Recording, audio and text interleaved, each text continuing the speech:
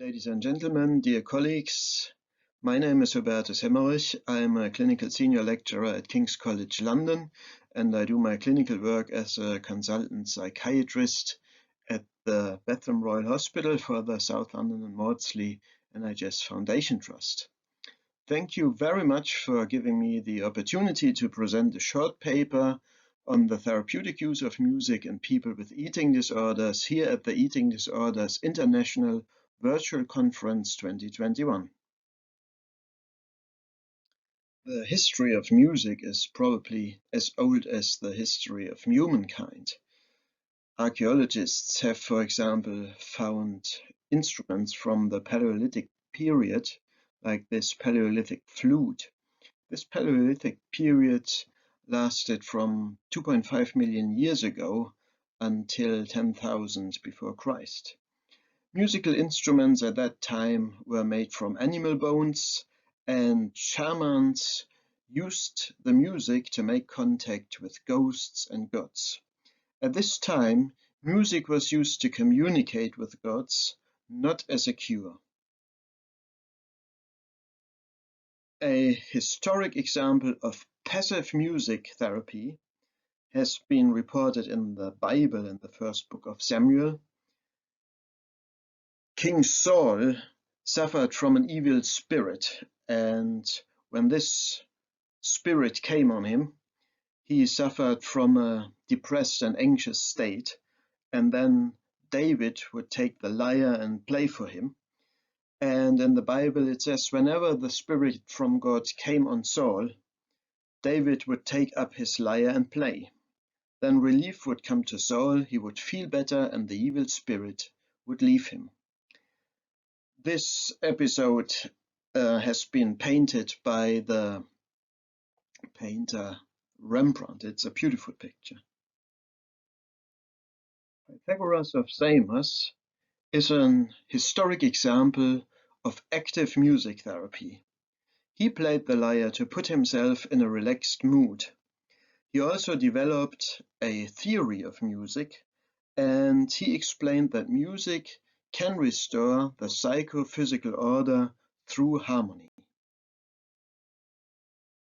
If you look at the current treatment options for eating disorders, there isn't much we can choose from. For example, in anorexia nervosa, we have psychoeducation, the monitoring of physical and mental health. Then we have a few psychological treatment options, but no pharmacological treatment available. In bulimia nervosa, we have self-help and CBT, and at least we have one antidepressant approved for the treatment of bulimia nervosa. And in binge eating disorder, we have a similar picture with self-help and CBT as psychological therapies. And recently, the FDA has approved lisdexamfetamine for the treatment of binge eating disorder. As we don't have many treatment options in eating disorders, it's no wonder that the outcome of current treatments in eating disorders is quite poor. For example, less than 50% of patients develop full recovery in anorexia nervosa, 30% improve, but 20% develop a chronic disease. Outpatient interventions usually fail to achieve weight restoration in the vast majority of anorexia nervosa patients, and 30% of patients with anorexia nervosa recover after 9 years, only 30%. In bulimia nervosa, about 50% of individuals diagnosed with bulimia nervosa fully recover, 20% remain chronically ill, and 30% relapse into symptoms of bulimia nervosa from time to time.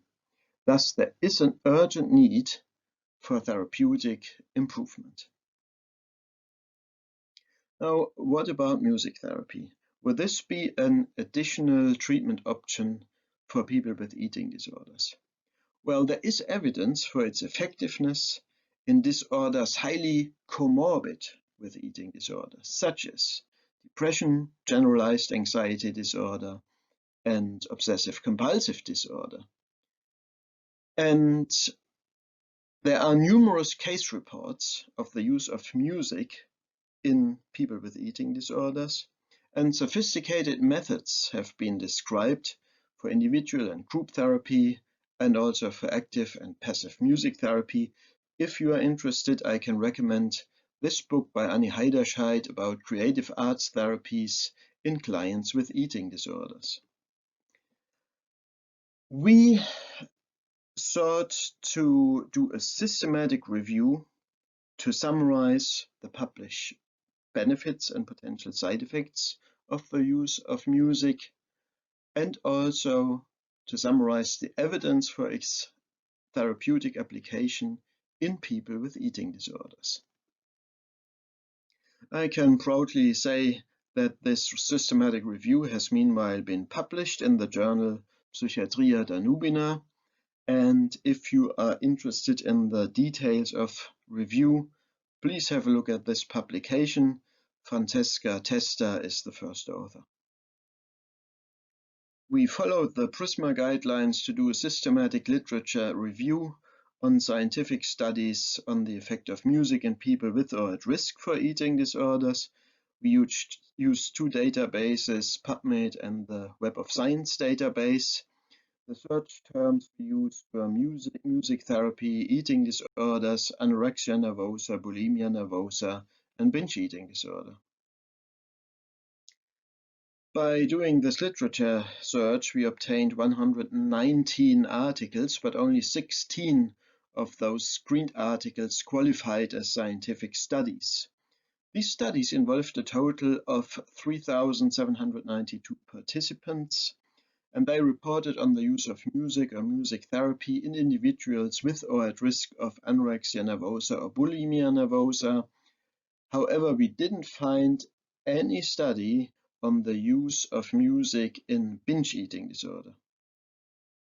This is the respective figure according to the PRISMA guidelines, and as you can see in the last line, 16 studies qualified as scientific studies, which were not opinion articles, review articles, letters, or case reports. So these are our main results. Let's talk about anorexia nervosa first. In inpatients with anorexia nervosa, listening to classical music was beneficial for food consumption, and examples of classical music that is beneficial are Mozart's Toy Symphony or Mozart's violin concerts. Singing in a group was also beneficial, as it reduced postprandial anxiety in inpatients and outpatients with anorexia nervosa. Songwriting and sessions with a body monochord helped with the processing of therapeutically relevant topics in anorexia nervosa, and I'll show you later what a body monochord is. In bulimia nervosa, podcasts, which included music but also positive autobiographical stimuli, help patients with bulimia nervosa with their anxiety and body image perception. Here you can see an interesting example of a therapeutic session with a body monochord. As you can imagine, the patient does not only hear the music, so this patient will also feel the vibrations of the instrument. And music can also have side effects. For example, there were studies reporting on the effects of watching music videos on TV or social media, and watching music videos led to body dissatisfaction, a drive for thinness, body weight concerns, and preoccupations of the physical appearance in pre-teenage and teenage girls, and it also led to a drive for masculinity in adolescent boys.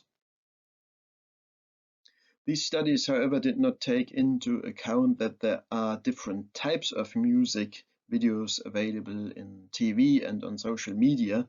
For example, I guess there's a huge difference whether you watch the video in the left upper corner where Britney Spears sings "I'm a Slave for You," or whether you watch a video like you can see at the bottom of this slide. There's this video by Tones and I called Dance Monkey, and you can see different generations, people of different sizes and shapes dancing together. So this might be an additional interesting research questions. What kinds of music videos would be beneficial for people with eating disorders? So in summary, I guess it is fair to say and to conclude that the therapeutic application of music may be beneficial in patients with anorexia and bulimia nervosa under certain circumstances, which I'll specify later. The availability of studies with a rigorous randomized controlled trial design, however, is scarce. Future studies should specify the certain circumstances, and these circumstances are how the music is applied. Is it active or receptive music therapy, individual or group therapy? What's the setting? Is it inpatients, outpatients, or daycare? What are patient-related factors, for example, the specific eating disorder, the eating disorder subtype, comorbidities, or the gender? Future studies should also specify the outcomes, and they should look at potential side effects of music. I would also like to mention that I started to facilitate a music group at the Bethlehem Royal Hospital together with an occupational therapist. We did a focus group with patients beforehand to get to know what they would expect from a music group, and then we started to sing together on Mondays between 4 and 5 p.m. and also to play some instruments. The aim of this group is to practice music together, to meet, to socialize, to have fun, but also to perform together, because I think performing is a crucial part of this music group, as it builds self-confidence, and it's also nice to entertain your family and friends. The structure of the group is an introduction of participants first, some information about the group, then a warm-up. Usually we will practice a new song first and afterwards sing already known songs, and we would choose a new song for the next week and then reflect on how the group went. I would also like to give an example how patients perceive the music group. This is from a Christmas card a patient wrote to me. She wrote, "Thank you for all the time you've put into my care, but especially for all the time put into the music group. I loved every moment and the performance really made my Christmas. Thank you so much. Best wishes." I am very enthusiastic about the music group, and I have experienced that this group does not only help the patients, it also helps me. You know, when you are a consultant psychiatrist in inpatients, sitting in the ward rounds, you always have to make compromises within the multidisciplinary team, between the MDT, the parents, the patients. You have to tell patients, you can't go on leave, you can't see your family on the weekend, we have to proceed to NG tube feeding.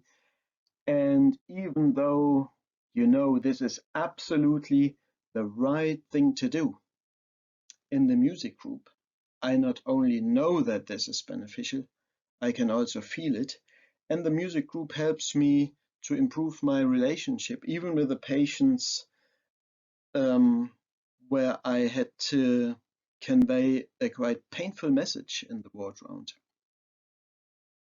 Okay, if you are as enthusiastic about this topic as I am and you want to know more, I can recommend our systematic review. I can also recommend an earlier article I wrote about the application and impact of music on depressive diseases throughout history and at present. And I can recommend a quite recent book chapter on a software-assisted qualitative study on the use of music in people with anorexia nervosa, which has been published in my latest book weight management. I would like to thank Francesca and Sarah for helping me with a systematic review. I would like to thank Harriet, Kathy, and Poppy for supporting the music group. I would like to thank Annie and Valentina for very fruitful discussions about the use of music in eating disorders. I also thank you for your attention and your interest in the topic, and I'm very keen to hear from you, hear your thoughts, and also to answer your questions if you have any. Thank you very much.